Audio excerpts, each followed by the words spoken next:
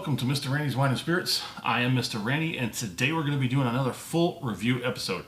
If you're new to the channel, hello, welcome, come on in, have a seat, get comfortable, enjoy the show. All my returning viewers, you know how we do, so let's shake a leg, shall we? Today's full review episode is going to be of the Murray McDavid Cask Craft, The Art of Maturation, Single Malt Scotch Whiskey, Peated finish, hogshead cask, the Elgin Distillery, Smoke and Citrus, 700 milliliter. Always want to rob you of that 50. 44.5. Let me tell you, friends, this does not hit you like 44.5, but it's nice. Let's go ahead and get a pour on, shall we? Cork pop. Nice. All right. There we go. This is very, very delightful Scotch, but also problems with it. Let me tell you something. Mr. Randy's been looking at this bottle. Actually, there's 3 bottles he's been looking at. There's three expressions that were on sale back in Killeen before I moved. All of these are $30-something on the shelf. I guess they're being discontinued or no longer carried by Specs is where I found them, and I guess they were being discontinued. Never got any information behind that one, but yeah, they were on sale for like $25 on the shelf, so roughly about $28 out the door. Actually, it's $28.13 because it was 25 something, I think, 25, upper 25, almost 26. Anywho, so Mr. Randy does a 3-part series when he does his whiskeys, wines, libations, and source reviews. Off the rip, episode 1, get it home, crack it open, pour it in a glass, have my first pour, share my first impressions with you because you're special. Part 2, episode 2, the Clone Wars. No, sorry. Drink it down halfway, put the cork back on it, put it back on the shelf, let it sit for a week, 2 weeks, hopefully as long as we can. And while it's doing its job, I'm going to do mine. I'm going to go online. I'm going to find as little as information as possible. I'm going to bring it back. Hopefully I can spin it in an interesting way. I'll score it. We'll continue to drink it because part 3, the final pour, thusly named, we have the final pour. We compare it to the first pour off the rip and everything in between. So let me give you a quick looky-loo at the backside. We know how you like to looking at the backside. Since 1994, we've been leading the way in the art of whiskey maturation, crafting exciting Scotch whiskeys by finishing fine spirit in great oak casks. Single malt, there you go. Oak cask, there you go. And the result is, there you go. Natural color, batch number P01. I don't know if you might notice any of these names that are on here. However, that is, I caught you, sneaky little. There's a double label on here. I can't quite make out what's underneath it without ripping it. But I do understand that this is a 700 milliliter bottle. And majority of the 700 milliliter bottles do not leave the UK or Western Europe. So sometimes when you see a 700 milliliter on the shelf, just know that that's probably direct import from a distillery that probably does not have a wide casting distribution network. So somebody probably picked these up at probably a great discount and shipped them along with whatever was coming this way and decided, hey, we'll just distribute a case or 2 of these to all of our stores and see how it works. Now, if it's a 750 of something that's normally sold in the UK or Europe at 700 milliliters, if it's 750, it means it was bottled specifically for outside distribution. Most likely North America, Brazil sometimes. Anywho, we're going to get on with it, shall we? So here we have a very, very light one, so you know it's not color added. So we're going to break out Mr. Randy's handy dandy whiskey color scale and just see exactly where this lays. I'm gonna say it's gonna be a pale honey. Pale honey. Man, I could smell it. Oh, that nosing has changed. That definitely has changed. Ooh. Ooh. It's an Islay. It's a peated, finished hogshead cask, smoke and citrus. Oh yes, that is a very interesting. On another episode I just did yesterday, I mentioned how the one thing about this whole thing that really bugs me is that when you find something you didn't expect to be so good, ends up being really good, and then you can't find it anymore.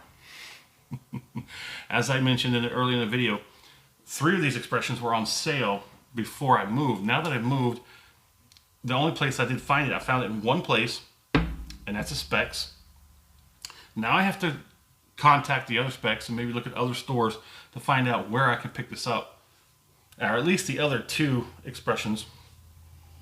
So Murray McDavid is a think of this guy. Think of this. It's not a guy. Think of this as Johnny Walker.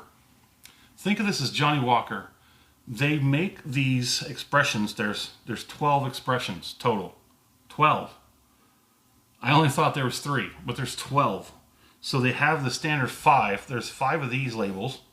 Then they step up. They look like this, except they're like snazzy. They're like gold foil background, and probably cost twice as much because of that.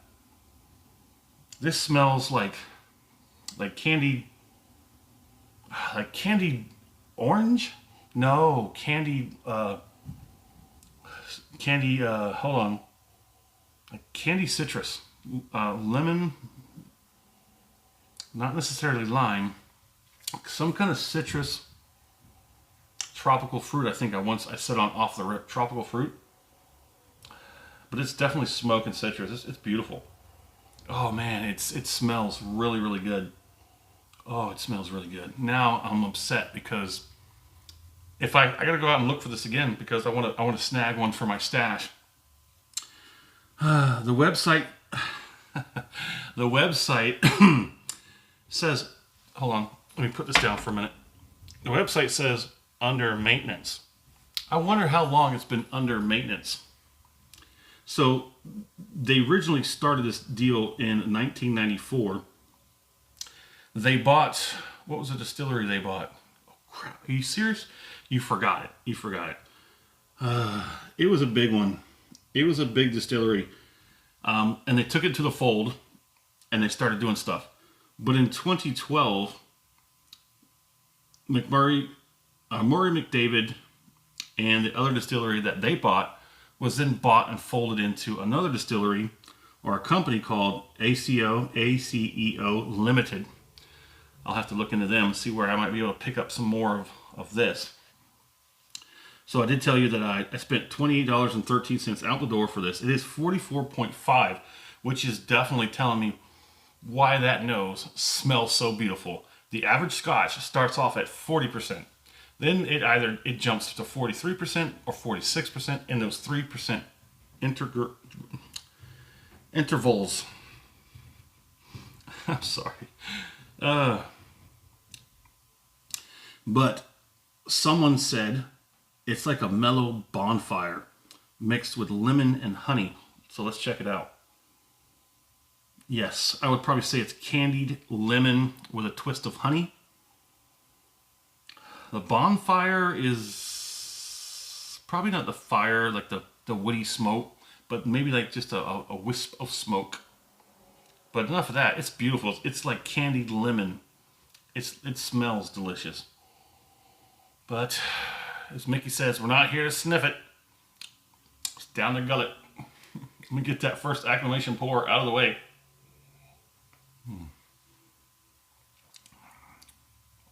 Ooh.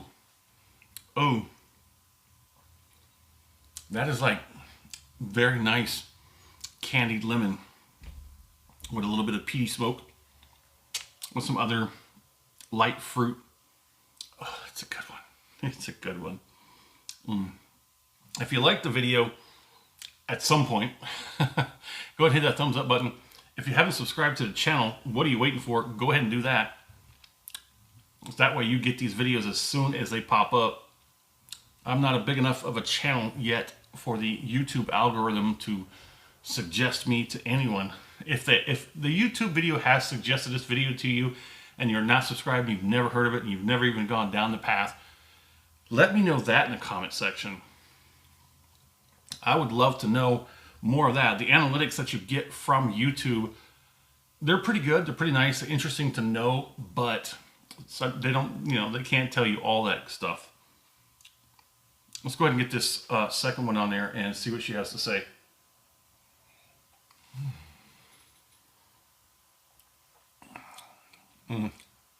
Oh, dang it, man. Dang it, man. Come on, man. Come on. Now, now this is going to be like the Bent number 5 American Blends whiskey. It's going to be, those 2 bottles are going to be stuck in my head every time I go out now to a store and scan the shelves. I'm going to basically be going right to Scotch and be looking for this. First, I got to do the research to see exactly where they distribute these, but still going to hit these small independently owned and operated shops just because I need to scan them into my brain library so I know what's where and what they got. I got to get one more first.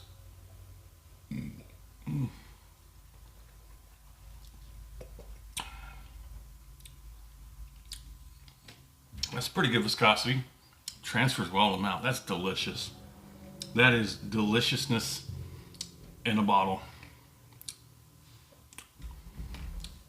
Man, for so many months I've been looking at that on sale, because anytime you see something that's dramatically reduced in price or running a sale for such an extended period of time, they're probably discontinuing it, or they might be liquidating inventory. They might have had several cases and it's just not selling, so they want to drop it down to maybe 1 case or maybe just a few bottles. I don't know, man. It's been on sale for many months and I've been passing it over, and now it's one of those things where you want to kick yourself in the rear. Oh yeah. All right, so let's do this finish and then let's put a score on it.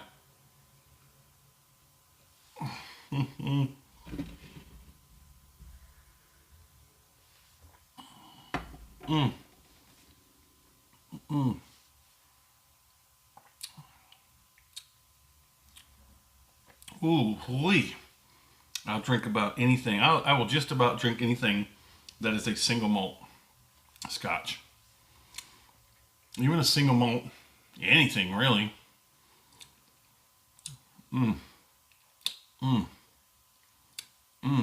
That's so good. That's so good.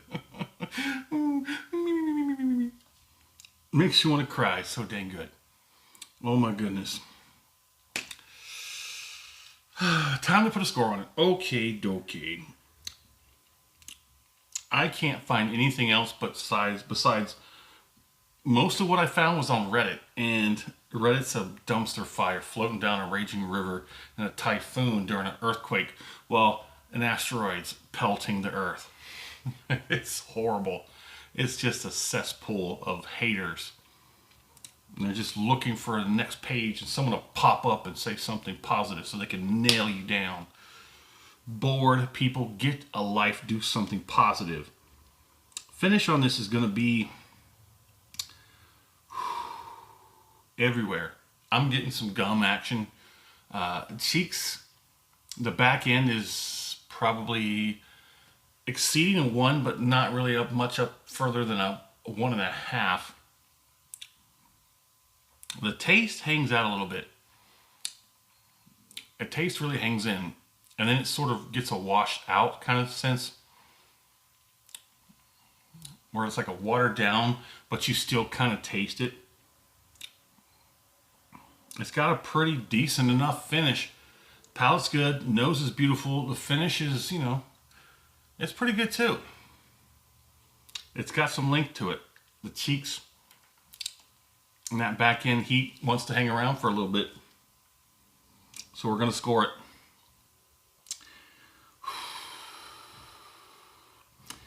The availability and lack of information, especially when the primary website is quote unquote under maintenance. If you have any information on that, please share it.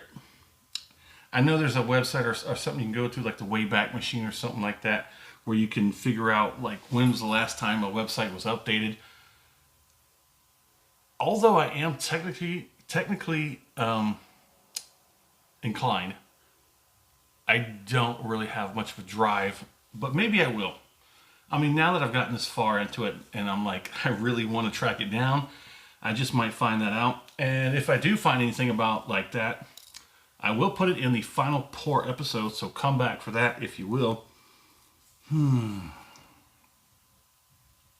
My fair price. I think this is underpriced. And given that it is sold at a discount for $25 on the shelf, normally it's pushing $35 on the shelf, I would say more towards the $35 would be a more proper price point for this bottle. It's unknown bottle. Would I buy this again? I think I've already expressed my intentions to do so. Well, there it is. In the comments section, let me know, where are you at? What are you drinking? What's going on in the world of libations around you? Have you heard of this one? Have you tried any of them? Have you tried this one? If you know where it is, if you've seen it before, hit me up. Let's talk about it. And as always, thanks for stopping by. Excuse me. Thanks for stopping by at Mr. Randy's Wine and Spirits. That's a damn good one.